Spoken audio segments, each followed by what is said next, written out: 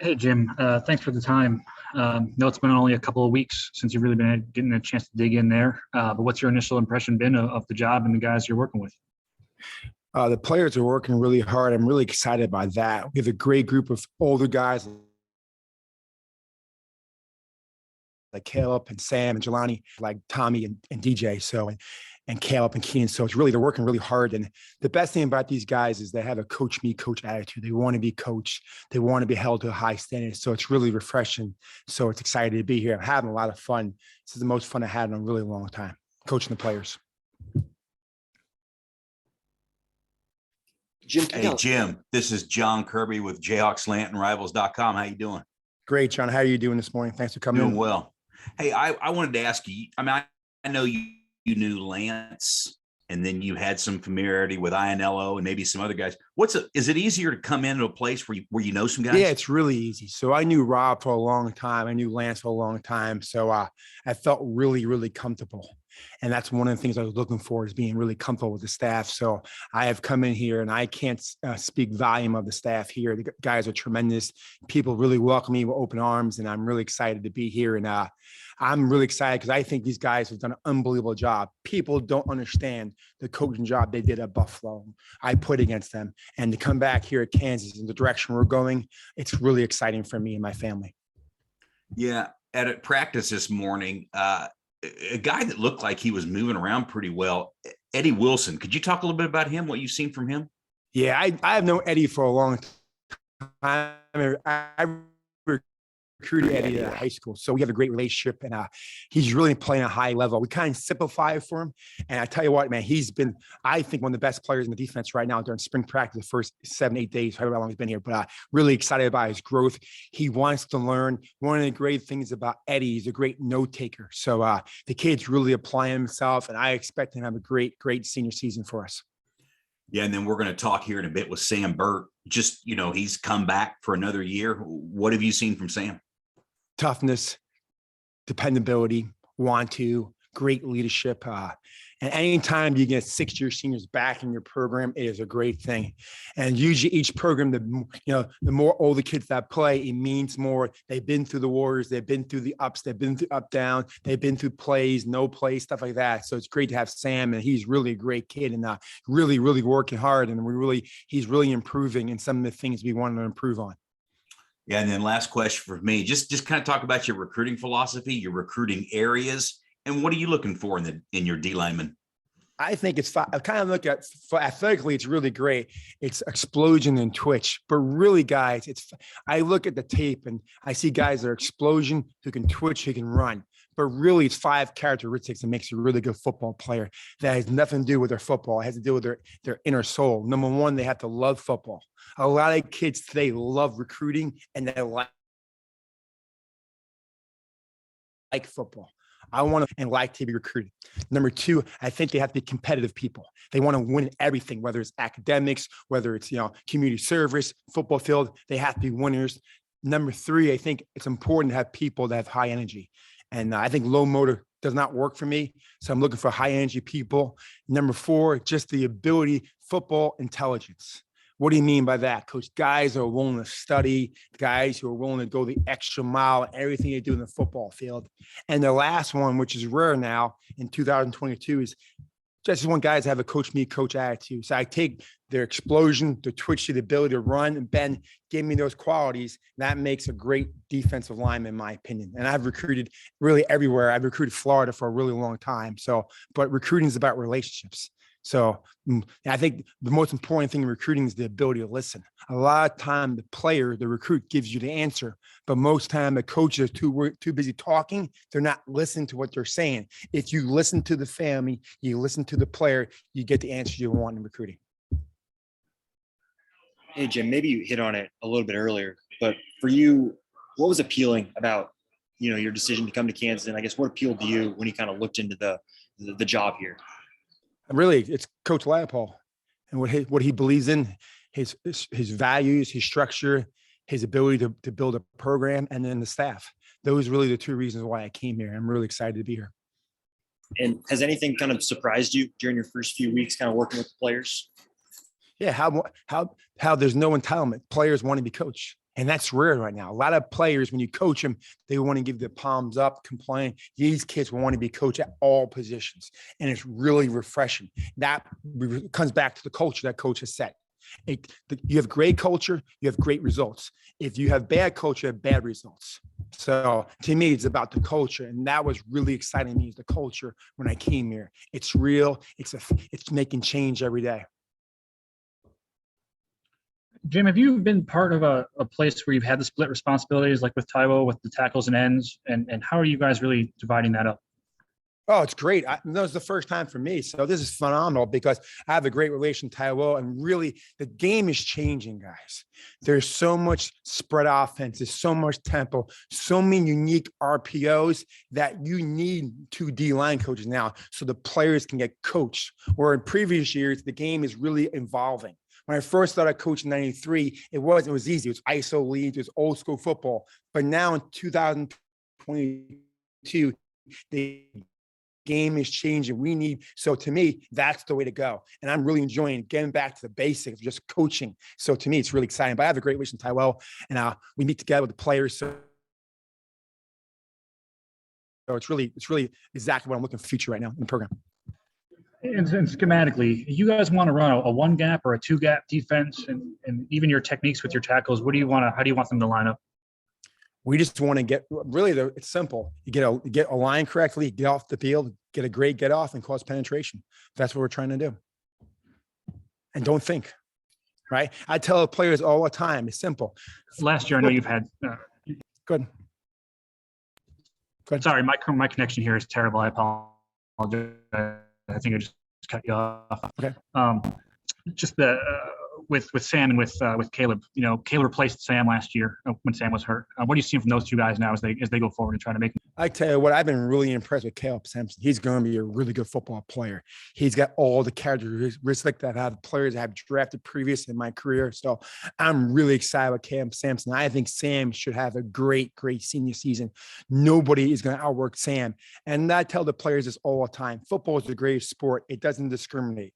It doesn't care how big you are. It doesn't care how small you are. It cares one thing. The harder you work, the results will come. And Sam Burt works his ass off more than anybody's seen in 31 years. And as long as you're willing to work, the results take care of itself. So I'm really excited to coach those 2 players with the rest of the guys. And then I guess finally, I realized since I did cut you off, did you want to go back to when you were talking about technique and scheme? No, I'm good. I answered the question. All right, thanks. All right, thanks everyone. Well, Caleb Taylor coming right up. Thank you. You on video here. How much weight have you put on? So towards the beginning of the season, I said when we played Duke, I weighed in at 258 before the game, and I was 297 this morning. So I put on a decent amount, I'd say. Just talk about the process and the work that it took for you to do that. Oh, it took a lot of work, honestly. I mean, going into the weight room after practice, getting extra reps in, getting extra sets, being more, conscious of my diet, everything I put into my body. But really the biggest part of it was the weight room. And since I did it like that, I was able to gain that much weight, but not, lose any strength, speed, anything. So it's a good way. I feel good, feel great actually. And I'm glad I got it. Feel way better with it. Yeah, take me through the strength and conditioning with Coach Gildersleeve. What has it been like? What's he been able to do for the program? Yeah, Coach Sleeve is great. And one of my favorite things about him is just the emphasis that he puts on things that other people, won't put as much of an emphasis on. Everybody doesn't put the same emphasis on the same things. It's not just how we lift. It's not just that we lift the weights, I'm sorry. It's how we lift them. It's not just that we, eat. It's not just what we do. It's how we do it. So it's no different in the weight room, just everything we do it perfectly. We do it to our standard. And then the biggest thing is upholding the standard all across our lives, whether we're in this facility or not, whether we're in the weight room or not. The standard translates really to everything if you make it translate. But specifically for the weight room, honestly, I enjoy it. I'm enjoying it a lot. We're doing a lot of different things, pushing ourselves, getting better. And you could just see it in everybody. People look bigger, people look faster, people are playing better. So overall, everything is going great in the weight room. Yeah, and for you were always kind of more of an edge rush guy. What's it like? What's the transition been like playing inside and lining up against guard and centers? Yeah, I only played football 3 years in high school, and those 3 years was actually my first time playing D-line. And for all 3 years, I was a defensive end. So I didn't really get to become a tackle until, last year. And then honestly, I like it. A lot of it's the same, but a lot of it is different. It's a lot more physical. Everything's a lot heavier and it happens a lot quicker. But there's less to think about. It's more about physicality. It's more about knowing what to do, being confident enough to execute it. So physically, I can handle it now. So it feels good. Yeah, last question for me. Coach just talked about Eddie Wilson, and he's looked pretty good. What have you seen from Eddie? Eddie looks great. Yeah, Eddie looks great. Eddie looks different than I've ever seen him look, honestly. He's moving way faster. He just looks better. It's just like everything's starting to come together for him, and I love to see it, honestly. Thanks, Caleb. Caleb, what did you learn from last year? I mean, you mentioned the limited football experience. Last year had to be a heck of a ride. How much do you take away from that first season?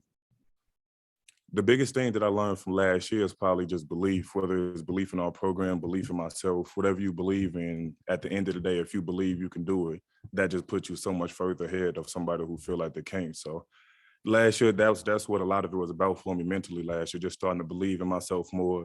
Being a 258-pound defensive tackle, that might be tough sometimes because the results of what happened not always matching up with what, in your mind, what you want to happen or how you saw stuff going. But putting the weight on, playing better and feeling better, that belief just became so much easier. So last year just taught me to always believe in myself and take my chance whenever I get it. You had said at one point in October that you couldn't believe that you were playing and starting. I mean, can you now believe that that's a thing? Yes, I can believe it now. And I feel like everything that's happened from, when I first came here, which feels like forever ago, to now, I just feel like everything happened perfectly. Everything happened exactly how it was supposed to happen. And I just feel like it's time for it to all come together this year. I know you guys are kind of competing, but with Sam coming back, what can that do for you all?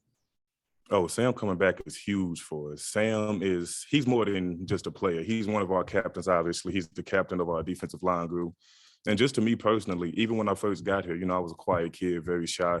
And Sam was the first person that actually came and reached out to me, came and grabbed me, pulled me into a meeting room, talked to me, kind of calmed me down a little bit and just made me feel comfortable. And ever since then, me and Sam have just had a great relationship. And I feel like he's built those relationships with each individual person in the room.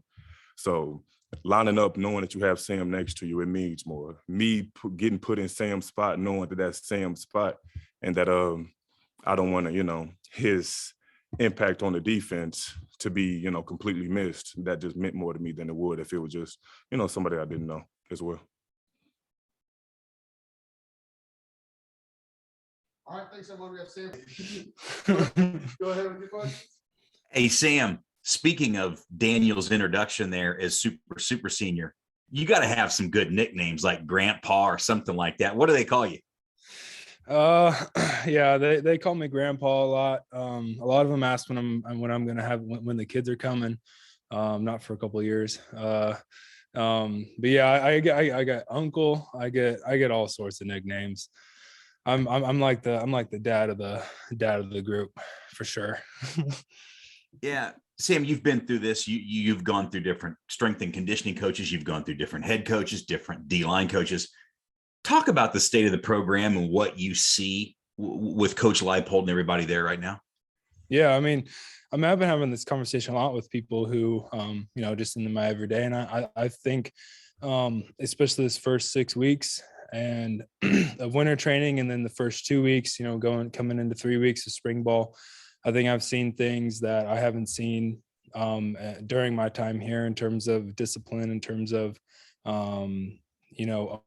ownership, physicality, and also just coming together as a team and brotherhood. I think right now is the best I've ever seen this team in terms of those things, and it's very encouraging to see. Because I've spent a lot of time just in this past couple of weeks, kind of reflecting on that, and making sure that that is true. But and I every time I come back and I talk to some other of the older guys here like Jelani and Earl, and they say the same thing. Yeah, and did that play a factor in you deciding to return? Yeah, I mean, you could feel it. I think a lot of people felt it kind of in the last 4 games as things started to click for us, and we came up short in a little bit of things, but I think that is a testament to kind of starting late, and and so that was a big factor of me wanting to come back, because I felt the pieces starting to click together, and I had a chance, and God provided me a chance to come back, and so I took it. And but yes, even with this winter training and, like I said, the spring ball, I think this team, this group has a very good opportunity this fall for a lot of change. And last question from me, just talk about Coach Panagos and what have you learned from him and taken from him? I know he just got in not too long ago. Mhm. Yeah, I mean, his big thing is just confidence and just playing ball and getting vertical. And I think that's a big thing for us is just getting some confidence is never a bad thing, and especially as a D line, and gaining that confidence back and just focusing on he's big on just focusing on 3 things at a time, and that's what we've been kind of making our kind of motto for the first 3 weeks of spring ball is just it's been alignment.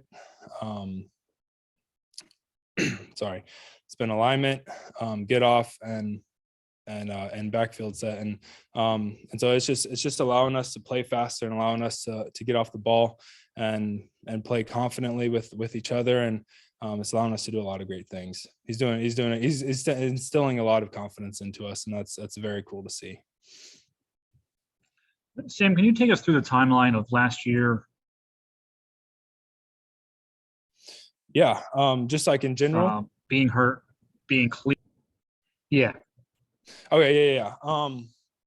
Yeah, I mean, it was obviously a pretty big bummer getting hurt first game, and got surgery right away, and wasn't really sure what I wanted to do off the bat, whether I wanted to come back and just finish it out as best I could, or and honestly, that's what I thought was going to happen, because I didn't even know I had an opportunity for another red shirt, and until one of the coaches came up to me and about 3 weeks later and offered me it, and I really thought long and hard about it, and like I said, like I feel like this is an opportunity for me that God has blessed me with, because I just feel like there's a lot of unfinished business with me, and just in terms of personally with my playing performance, but also just as this team. I've invested a lot of time into this team, and now that I finally see some change happening, some great change, and some, like I said, pieces getting put together, like I couldn't pass up this opportunity to come back for another year. Cool. And then even with the injury, what did you have surgery to repair? What was going on there? It was just my forearm. It was a fracture in my forearm, but it's completely 100% now. We're rolling pretty good. You are on track to graduate, or I guess you would have already graduated with an environmental science degree. Is that true? Yes, sir. Okay. So what's your last May. Okay. So what's your career plan then, and what's your master's program now, and all that kind of stuff? I'm finishing up. Oh, you lost me again. Oh, you're good. I'm finishing up a graduate certificate this May in environmental assessment. What I would love to do is work in conservation, whether that's wildlife or forestry or anything like that. I would love to work in conservation. And just I love being outside. I love nature, and I want to preserve that the best I can for my children and generations to come. Cool. And then even working with Caleb, seeing him, what do you notice in his development? I mean, dude jumped like 20 pounds over winter break, so he's doing a great job. We have a lot of good squat competitions. I beat him this week, but he's pretty mad about it. But I may have cheated him a little bit, but that's okay. But he'll get me the next time. But it's been good. It's been good competition. I mean, he's killing it. On and off the field, whether it's in the weight room or at practice, he's really developing and coming into himself, and a lot of that is is us working as a group and Coach P instilling some confidence into us and allowing us to play fast. And it's just allowing us to, show our true colors. And for Caleb, it's working out really well. And, he's knocking them back and getting a good pass rush. And is really coming along and it's going to be great this year. All right. Thanks, everyone.